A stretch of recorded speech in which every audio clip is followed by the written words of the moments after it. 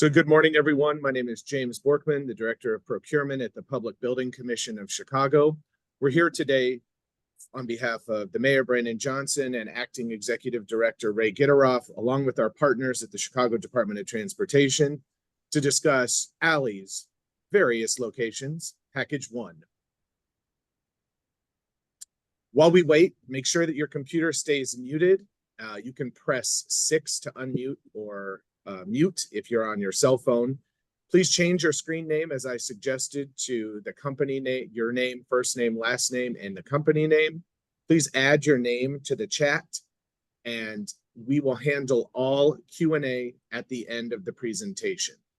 As I said, we're here for the CDOT's capital program, ALLY's various locations, Package 1. That's contract number C1607.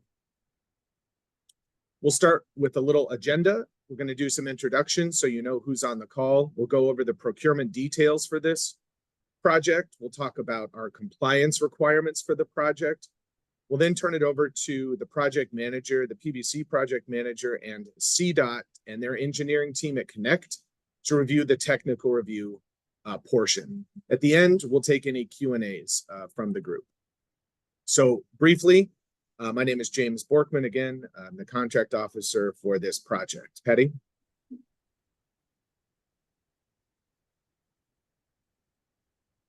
Patricia Montenegro, Deputy Director of Procurement. Welcome. Patrice? Good morning, everyone. Patrice Dole, Director of Compliance for PBC. Cal? Cal June, Director of Planning and Design. We also have our project manager on, Louis. Good morning, everyone. My name is Luis Chavez. I'll be overseeing the project on behalf of the PBC. Javier? Javier Descoto, Project Manager, PBC.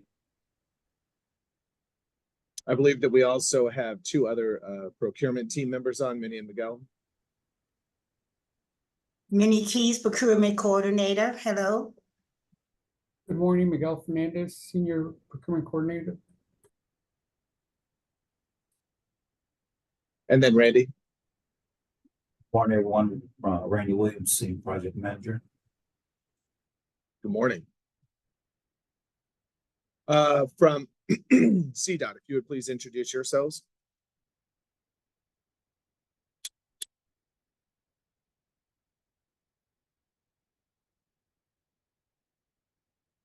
If you're speaking, you're muted. Okay, let's try again. Matt Crocker, CDOT Engineering Neighborhood Improvement, and I'll be the primary contact for CDOT for this project. Good morning, Matt. Connect.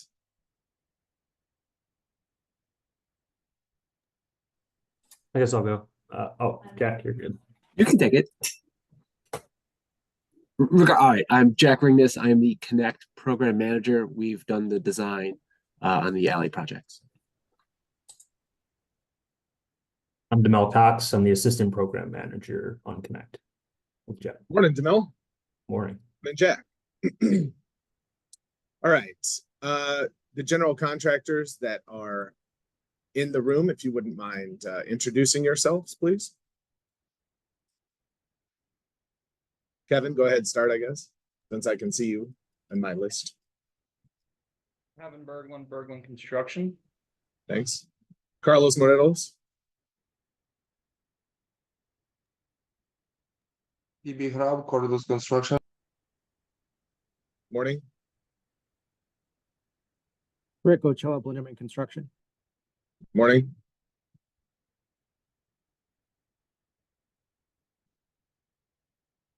We also, go ahead, Nico. Nico DeGioia, Accra Inc.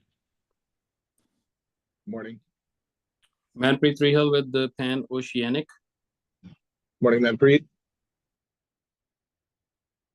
I also see someone named Owner. I also see Philip Brophy, Excavation, and I also see Carlos Morelos from Capital Cement. Maybe they cannot come off mute, but I thank everyone for joining. Let's briefly go over the procurement details. First, the project overview. There are 7 alleys as part of this project.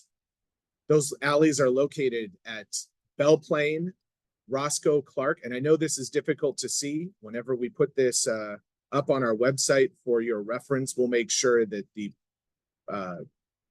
PowerPoint that's put on the website for the current opportunities page will actually have readable text. We apologize for the poor performance here. Roscoe and Clark, located in the 44th Ward, Waveland and Troy, located in the 33rd Ward, Hollywood and Hermitage, located in the 40th Ward, Glen Lake and Paulina, located in the 40th Ward, Wilson and Sunnyside in the 33rd Ward, and North Shore and Artesian. The general scope of work for each of these is reconstruction of the alley. That includes sewers, subgrade, pavement, utilizing green technology and green materials. Proper handling and disposal of any on-site material. There'll be a Portland cement concrete base course, a hot mix asphalt surface course. There's sewer and drainage structures, including televising, vortex restrictors. You're looking at the repair or replacement of concrete curb, gutter, ADA curb ramps, sidewalks, driveways, and aprons, the pre-molded rubber speed humps, permeable concrete block pavers, and the geotech fabric topsoil and hydraulic seating. We're going to go into details about the scope of these restorations and repairs at the end in the technical review meeting. For this project, there's time of completion requirements. We've listed those in our book 1, which is the instructions to bidders. You'll find the scheduled milestones listed.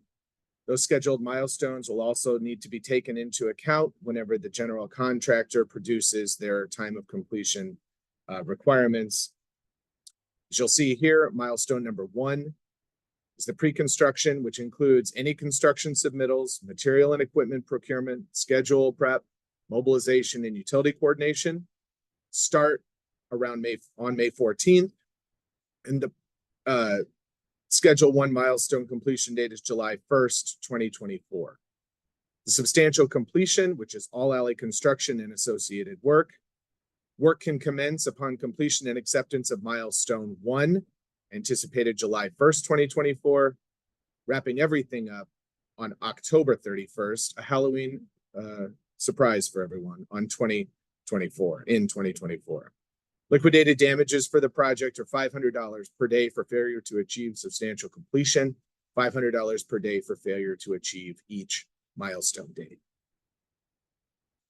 All of the documents are available in our online plan room. The printer for this project is Crossroads Print and Technology. Their contact information appears on this slide. It's also in our book 1. It's much easier to read there.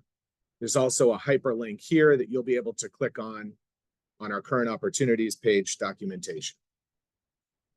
We also encourage you to reach out to our assist agencies to utilize them for their connections they have to suppliers, vendors, and subcontractors.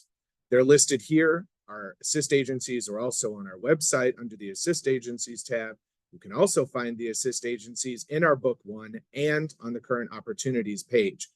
We put this here so that you know, as GCs, subcontractors, and suppliers, that these people are excellent resources to reach out to who can provide you assistance with submitting information, submitting your bid pack, and other information that suppliers, subcontractors rely on. So please utilize the PBC assist agencies. We're very honored to work with them. The tech review meeting will immediately follow this meeting. There is no site visit that has been scheduled. Notwithstanding that, the failure of the bidder to become familiar with the project does not relieve or alter the bidder's responsibility for completing the work as required in the contract documents. Any RFIs that come through need to be submitted solely to me. That's james.borkman@cityofchicago.org. The current deadline is April 26th, 2024 by 4 p.m. for the RFIs. To date, no addenda have been issued. However, we anticipate an addenda being issued this week. That would be addendum number 1. The bid is due on May 7th at 11 a.m. I'd like to spend some time on this slide. We accept electronic bid submissions here. The bids will be submitted to me, james.borkman at cityofchicago.org, and bids@pbcchicago.com. If the bids are due at 11 a.m., you need to send the email by about 10:55 to ensure that we receive it by 11 a.m. Any bids received after 11 a.m. are considered non-responsive per our state statute. So please make sure that you, as the bidder, leave sufficient time to have completed all forms, done your QA/QC checks, and ensure that there's sufficient time for that email to arrive in my inbox. We really don't want to disqualify qualified bidders. We know that you guys have a lot going on. You're working on a lot of different projects, but we really encourage you to send your bid, 45 minutes, an hour before the bids are actually due. We understand sometimes that's not possible because you're waiting on subs or suppliers and contractors to provide you the information, but please plan ahead and get this to us as soon as possible. We conduct live bid openings at the PBC, just like the city, and those appear on the PBC's Facebook and YouTube pages. You can watch that live stream starting at 11 a.m. on May 7th, 2024. We again require electronic submissions of bid. You'll submit one complete copy of the bid documents that includes original signatures in blue ink or a digital signature are accepted. You'll need to submit your bid bond with your bid, and you've got to include the master bid form, which I'm going to go over here momentarily. The master bid form means the master bid tab, all 7 schedule of prices, and the award criteria sheet. For that master bid form, I need that in the original native Excel, so I can double check your math, even though the math is already done for you. And I need it in a PDF version. You can email whenever you do email. When are you emailing? That's right, 10 minutes early. Good job. To bids@pbcchicago.com and james.borkman@cityofchicago.org. If for some reason your firm cannot commit to emailing or electronically submitting your bid, you need to submit a request to myself, the Director of Procurement, detailing the reason you need to submit a hard copy bid, and I will then consider that and provide you the necessary documentation to submit a hard copy bid. The pre-award meeting following identification of the lowest responsible bidder, we'll have a pre-award meeting with that bidder. That would be held on Thursday, May 9th at 11 a.m. It will be virtual. That date is subject to change via addendum. The notice of award following that is anticipated following our May 2024 Board of Commissioners meeting. If you are approved, you have 7 days to provide your insurance and payment and performance bond to the PBC. We'll briefly now go over Book 1 and 2 highlights, and I'll turn it over to our Director of Compliance, Patrice, to talk a little bit about the compliance requirements for this contract. Good morning, everyone. Oh, no, 1 and 2 highlights first, then I'll turn it over to Patrice. Okay, thank you. Thank you, Patrice. I like that you're excited. The budget, staffing, and additional requirements. The estimated construction budget can be found in Book 1 on page 4. It's $2.5 to $2.8 million. The mandatory project staffing requirement can be found on page 3. The scheduling software requirements can be found on page 4. The liquidated damages can be found on page 4, and the prevailing wage rates can be found on page 5 and on page 64. The contractor is required for this project to prepare a phasing and logistics plan for review and approval by CDOT and the PBC prior to mobilization and commencement of any work. We're going to need to see that your phasing and logistics plan incorporates all of the information from each of the 7 alleys. We're briefly going to highlight some key areas of each of those alleys in the tech review portion of this meeting. Regarding work in the 50th Ward, many of you have worked in the 50th Ward before. Site construction activities are not to be performed after sunset on Fridays through sunset on Saturdays. Many of you know this, but that is specifically going to be noted in an upcoming addenda. We're giving you a heads up here. Any on-site construction work at each alley location must be completed. This is noted in all of the drawings. within 45 calendar days from commencement. We highly encourage joint venture opportunities at the PBC. We really like to see M and W companies work together. We really like to see larger companies identify smaller M and W companies that can support and learn and grow to become larger companies. To accomplish that goal, we provide a Schedule B in all of our Book 1s. It can be found on page 25. The Schedule B is the joint venture affidavit. As part of the joint venture affidavit, we require a joint venture agreement. So you must fill out the Schedule B, provide the agreement between you and your partner. And then we also need to see a certification letter, an M or a W certification letter. As Patrice will go over momentarily, the PBC only accepts Cook County and City of Chicago certification requirements. Now, the bid form. I want to spend a little time going over the bid form. This bid form is a little complex because it involves 7 different schedules of prices, one for each alley. As you can see, the main bid form here has each alley listed. You will not be completing any information on this bid form except for the bottom, which I'll go over momentarily. All of this auto-populates from the schedule of prices that you, as the contractor, will enter. Along the bottom of the Excel workbook that you've all downloaded by now, I hope, you'll notice that there are a number of tabs. Each tab is for each alley. So here you have the master bid tab, which is what we see here. The award criteria figure tab we'll go over momentarily. And then a tab for each alley. Each alley's tab looks like this. The only information you need to enter is your unit price for each of the identified estimated quantities. The math will be completed for you.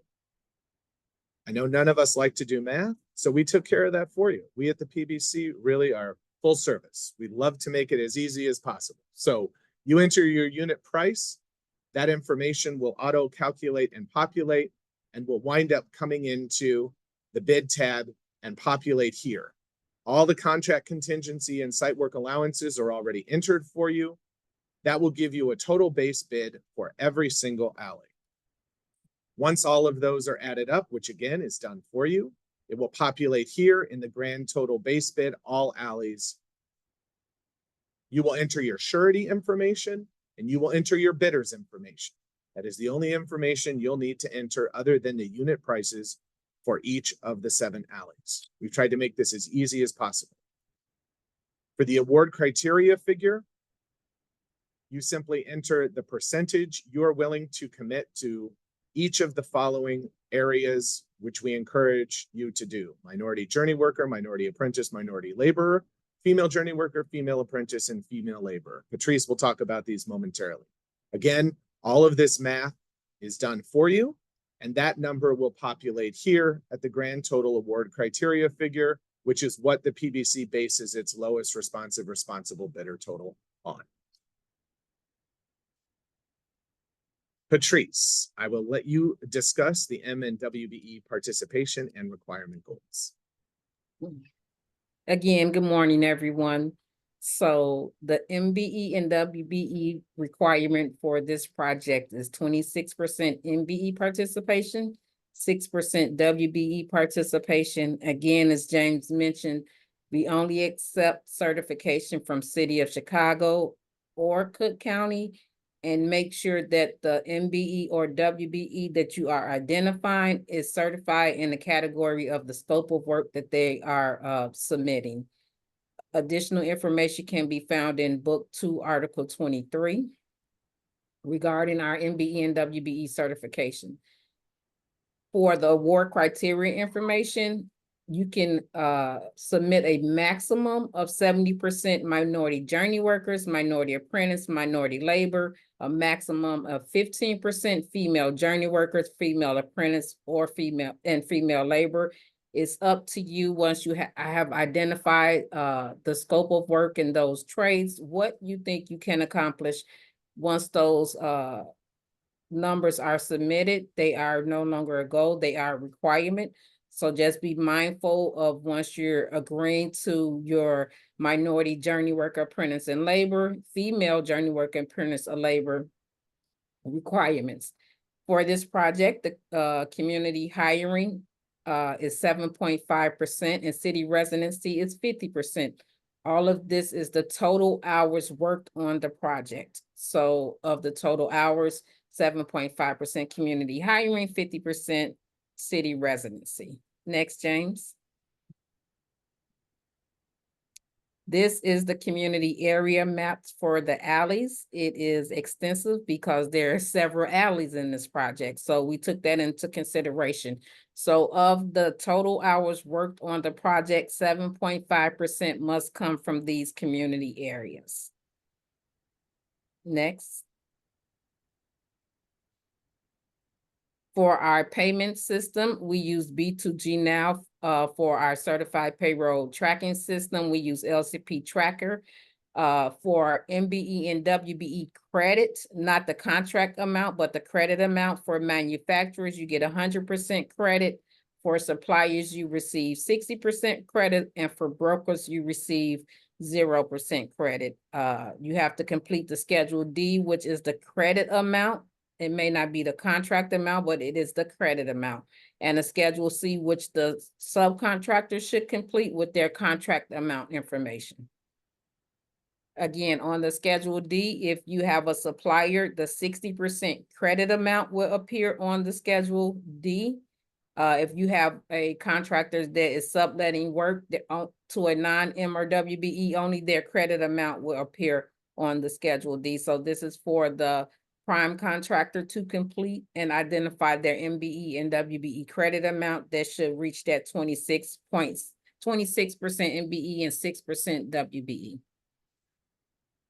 The Schedule C should be completed by the subcontractor identifying who they are a sub to if they're not a sub to the prime. For instance, suppliers are sometimes a subcontractor to other contractors that are not the prime. So they need to identify that on the Schedule C. They should include their contract value for suppliers, not the 60%, but the total contract value. They also should submit their contract information. What's their scope of work? Sometimes the subletting sections on page 2 is often not completed. So if there are subletting any work to a non-MBE, WBE contractor, that information should be included, and whatever that percentage is should be deducted from their contract value, and the credit amount should appear on the Schedule D. For instance, if the contract value is 100,000 and they are subcontracting 10% to a non, their credit amount is only 90% towards the MBE, WBE goals. The same as with suppliers. If it's their contract value is 100,000 and suppliers only receive 60% credit, then they should only have 60,000 credit for the MBE or WBE participation. If they are submitting subcontracting to a MBE or WBE, oftentimes they don't list it here, but you will receive full credit as the MBE or WBE, but you just have to say who they are and submit their certification letter. And again, this form should be completed by the subcontractor. Thank you very much, Patrice. For the final slide highlighting the book 1 and book 2, our book 1 is our instructions to bidders. As I said, our book 2 is our standard terms and conditions. You'll notice that the PBC will base its award based on the bidder submitting the grand total award criteria figure, which is line 30 of the form that I showed you, whose corresponding grand total base bid is within the available funds to each alley and is otherwise responsive to all requirements of the contract documents. If you do not submit a completed bid form, you will be deemed non-responsive. We also reserve the right to reject any and all bids wherever such rejection is in the best interest of the commission and taxpayers. And finally, any bids that we determine to be materially unbalanced will be rejected. I am the sole point of contact for this project. So if you have questions, if you'd like questions answered, there will be a Q&A session at the end of this. But if you want to email questions or want details on the drawings, the tech specs, james.borkman@cityofchicago.org. That completes the exciting procurement portion of the presentation. So we'll get into the much more interesting technical review section, which I'm sure you're all eager to hear about. For that, I'll turn it over to the project manager, Louis Chavez, and the Connect and CDOT teams. Louis?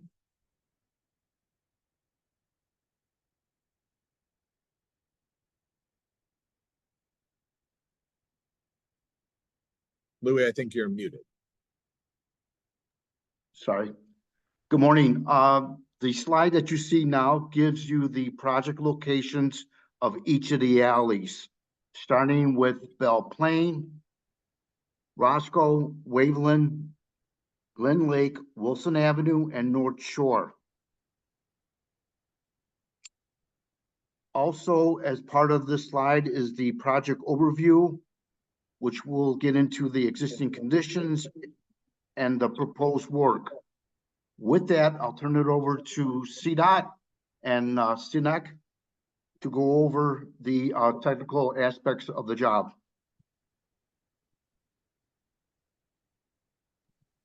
Hi, everyone. Thanks, Louis. Yeah, just introduce myself again. I'm Matt Crocker with CDOT. And we'll be going over specifics about each of the alleys that were overviewed. I think James and Louis have already covered the general scope of the project. Connect prepared designs for these alleys and the plan sets, so I'll be turning it over to Demel Cox to detail each of the projects specifically and what you need to know about them. Thanks. Hi, good morning. So I'm going to be going over existing conditions, and then we'll talk about proposed work, viable solutions. So starting with Belle Plaine. So this alley currently ponds water, as you can see. There are existing utility poles within the alley. Those will remain. We will work around them. They do encroach in the right of way, but not a big deal. Pavers will be, sorry, if we do disturb these pavers, they will need to be reset and they will be incidental to the work. One of the proposed conditions are 106 feet of 18-inch ductile iron pipe. We don't meet the 3-foot water cover, or sorry, the 3-foot cover in the alley at this location, so DIP was the solution.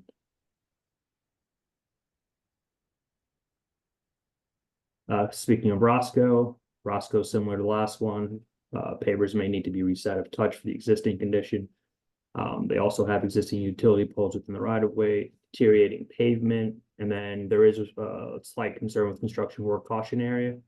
There is minor levels of lead, but the recommended PPE, as you can see, is eyewear, long sleeves, and gloves, and long pants. Proposed solution here, there will be no sewer being introduced here, but the sheet flow for majority of the alley. Actually, all of the alley. Touching on Waveland, yeah, this alley is just deteriorating pavement, speed humps, no existing drainage structures, and this one's actually pretty straightforward as well. We are introducing 8-inch, 15-inch, and 18-inch pipe here, all extra strict vitrified clay pipe, and then a couple manholes and catch basins throughout the alley as well. I just took a little snippet there, as you can see, of one section. Jumping to Hollywood, bunch of same situation as the last one, deteriorating pavement. We also have a CWCA here, minor levels of lead. We do have a lot of permeable subbase, and the existing sewer system will remain here. All you need to do is clean, adjust. Yeah, one brick catch basin. The only one that needs to be removed and replaced. Everything else is open bottom catch basins. Jumping to Glen Lake, deteriorating pavement. We do have a couple of encroachments here. We do have a tree, as you can see, and then there's a fence that you'll see in the next slide. But after doing soil testing here, we realize that the soil is pretty much permeable. So here's the two encroachments that I mentioned. Here's the here's the proposed design as well. Brick pavers throughout. One concern here is the lead time. So keep that in mind when, if you are awarded the contract, 8 to 10 weeks is what it's looking like, but luckily, fingers crossed, we can get it down to 4 or less. Wilson. So this one also same condition or same issues, deteriorating pavement, no existing drainage structures. And then we're going to use sheet flow here. So we're not proposing any sewer system at all. Last but not least, the existing condition for North Shore. Same issues, deteriorating pavement. We do have a brick manhole that will be removed and replaced. Concerns here is the dealership. You may have to coordinate with them, maybe have to stage this alley in 2. So right where you see the North City Honda dealership there are 2 doors on opposite ends of the building that go to the alley and to the street. However you stage or in your staging plan, however that comes up, we'll go from there. And then the proposed condition here, the 8-inch extra strength vitrified clay pipe and 18-inch ductile iron pipe. We do have a 3-foot cover as well that we didn't meet, but the ductile iron pipe will help there. That's it. Thank you, Jamel.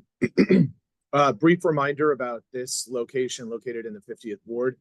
You are not to do any construction work between the hours sunset on Friday and sunset on Saturday. That's noted in the documents and will be highlighted in an upcoming addendum. With that, we're happy to turn it over to a Q&A session. I don't see any questions in the chat. However, if there are questions, feel free to come off of mute and go ahead and go ahead and ask your question. I saw on the previous slides that you guys were looking for a readable text submittal. Are all the signature sections in the book set up for Adobe signatures? And how do the notaries work then? They are not all set up for, some of the forms are not set up for Adobe signatures. So those we encourage you to just wet signature and notarize. Then the PDF won't be, it'll be a scanned copy. It won't be a readable text. Yes, but you can, correct. Those pages can just be inserted individually. The rest of the document will still remain searchable. Just the signature page would need to be inserted. Oh, okay. So you want us to pull out the signature pages and put them back in? If you don't, yes, correct, yes. Okay.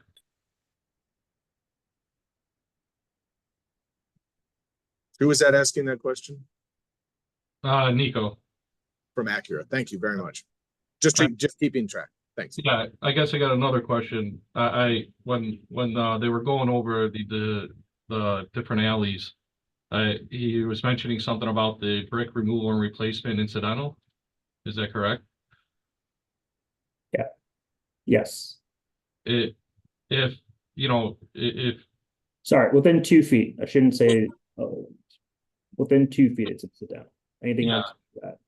Okay, I guess if there's curb and gutter to be removed and replaced or sidewalk to be removed and replaced adjacent to brick, why not there be a pay item created for the brick, removal, store, and replace rather than leaving it as an incidental one that it's a known condition? So it was more of a budgetary stance. That was one of the primary factors. But the goal was not to replace the entire area, because I guess in theory we could have just taken it out and put in concrete, right? But it's more of a aesthetic feature too for residents. A lot of politics that play. Yeah.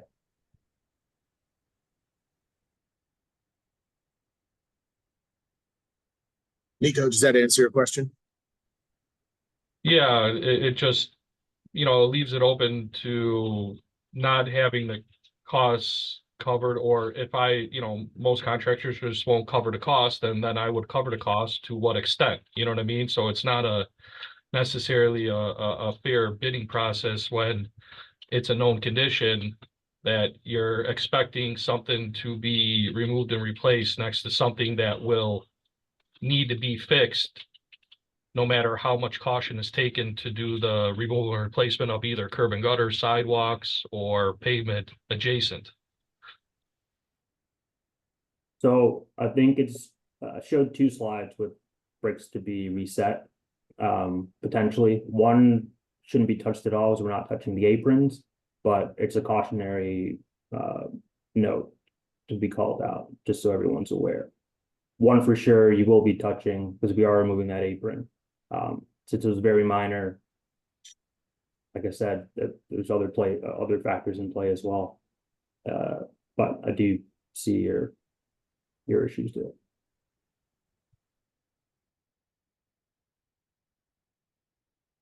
I guess also too, I noticed on the goals for the project area and the city residency, it was a goal, not a requirement. Is it a goal or is it a requirement?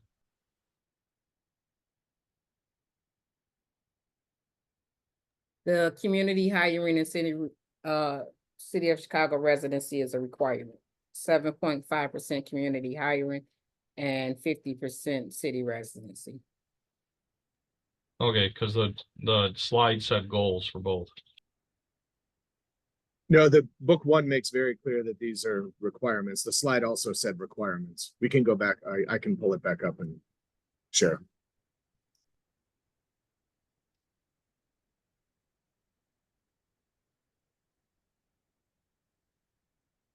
Sorry. Are there any other questions?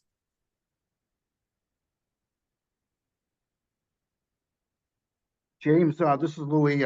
It's not necessarily a question, but a reminder to all the contractors with regards to staffing requirements.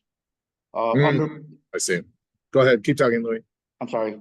Under book one, instructions to the bidders, just a reminder to the contractors that the contractor shall assign a project manager and or superintendent to the project effective as of the date of the notice to proceed and effective until final acceptance.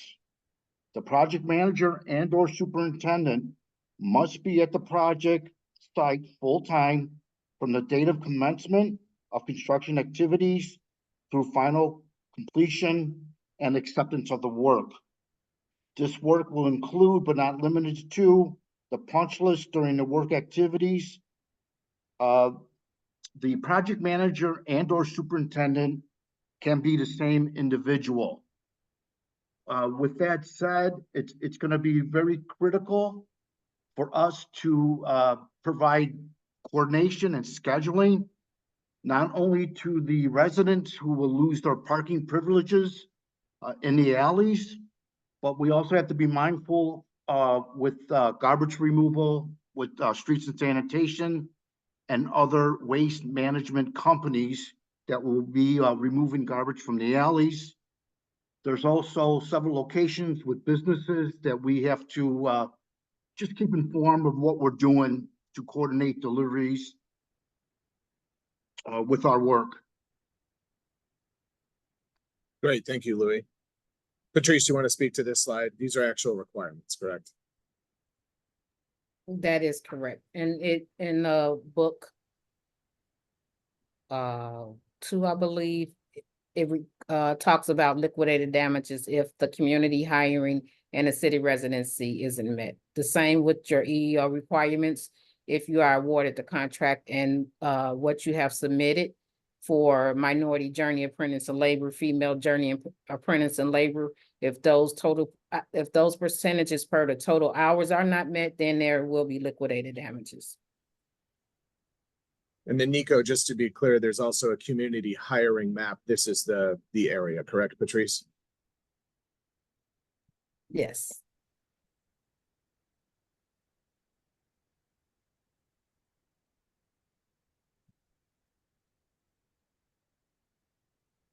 Thank you for your questions, Nico. Anyone else?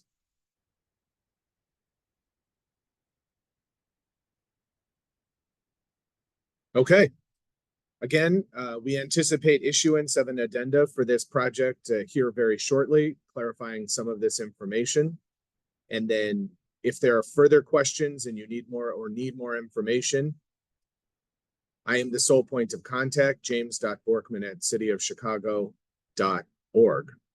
With that, we'll end the pre-bid and tech review meeting for alleys, various locations, package 1. Thank you very much for your time. Thank you.